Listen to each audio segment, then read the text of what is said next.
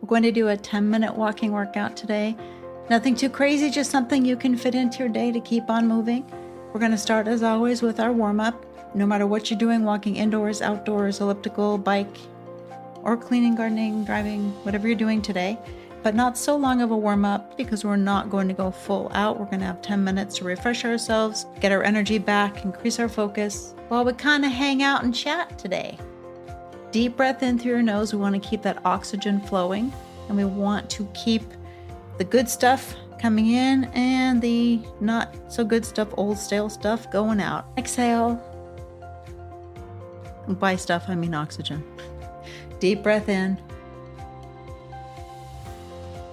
And exhale. We're going to shake out those hands. Going to roll those shoulders backwards. So you're going to go all the way forward, all the way up, all the way back, all the way down. So you're going to draw a big, big circle, and you're going to go forward, big circles. You're going to get that energy up. So we're going to focus on today, so really get the oxygen in so we can get that energy going. Pretend like you're dancing. Feel happy. Come on, get happy. You may not be old enough for that song. What was that? Partridge Family. Yes. Was it? I believe so. David Cassidy, was that Partridge Family? I don't know. Another deep breath in. We're going to just go a little bit faster now. This is a refreshing walk, so you want to make it brisker. Not brisket. You want to make it a brisket or brisker. Keep that breathing going. Pay attention to tight spots in your body. Try to loosen them up as you're walking. And as we're doing this walk, as we're heading out there to give ourselves an energy break, we're going to talk about how we can kind of stay with whatever our goals are, but without being too unrealistic and being too militaristic. I wrote in my book way back from 2012, never tell yourself no when you want a certain food. Tell yourself later. Instead, if you really want the food later, then have it. Right now, give yourself some time to get things back under control.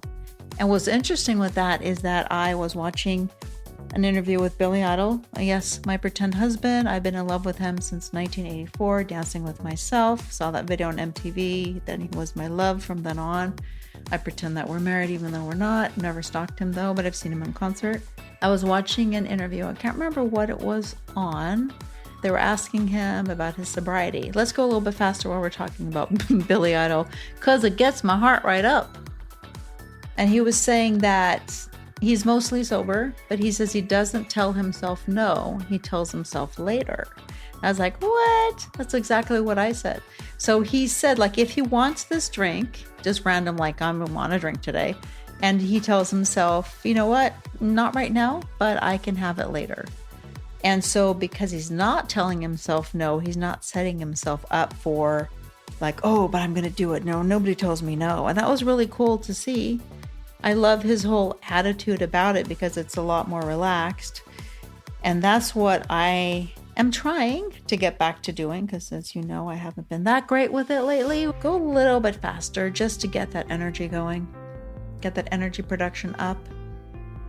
Keep the breathing nice and deep. Roll those shoulders backwards, roll those shoulders forwards. I thought that was really cool to see that that's how he's handling sobriety. There's so many ways that this can apply to your life. What about the spending? Let's just say that you tend to spend too much money, and you know what? I can have this dress if I want this dress, or I want these shoes, but just not right now. I'm just going to wait maybe later until I put a little bit of a pause on it. If I still want it tomorrow, then I can get it. A lot of us are somewhat impulsive, and so we're like, oh, I'm going to get it now. And then you get it and you're like, well, I don't even like this. Why did I even buy this? Or why did I eat this? Why did I do that? And so when you give yourself a pause like that, it helps you to say no in a way, but you're saying later without making it something that you're going to really want now, because now you can't have it. Nice deep breath in again. Fill up those lungs all the way. Exhale. Deep, deep. Get all that air out. Roll those shoulders backwards as we're walking. Roll those shoulders forwards, or one at a time. Can you do that? I don't know if I can. Let me try. I don't think I can do that. I don't think I can roll them one at a time while I'm walking. I don't think that's going to work for me. I'm not that coordinated. Feel for any tense spots in your body, your hands, your feet, your knees. You want your butt to be kind of tense because you want to get those glutes nice and strong. And it's amazing too when you walk, just start walking after even like a week, you just feel more grounded, more centered in your body. I kind of feel like my legs feel stronger, even though technically they're probably not. I think it's reconnecting with your body and becoming more aware of what your body feels like when it's doing different things. I think that's what makes the difference. And mentally, I'm like, oh, look, I feel stronger because I'm more connected to see what's going on in my body. I'm not all, hey, whose body is that? I don't know.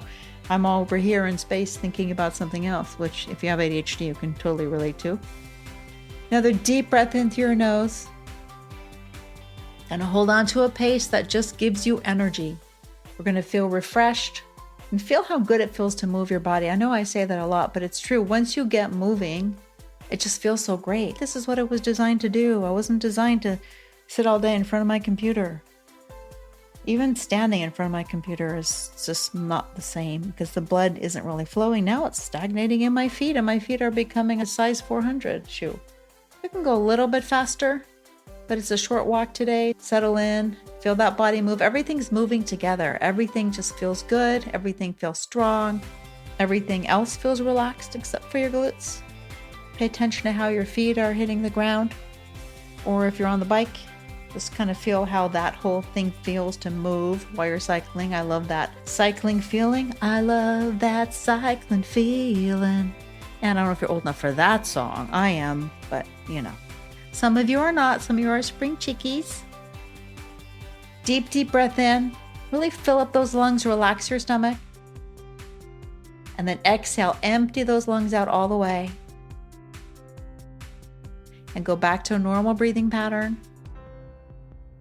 So whatever you can do to get these quick walks in, to give yourself more energy, just to keep moving, you're going to feel so much better.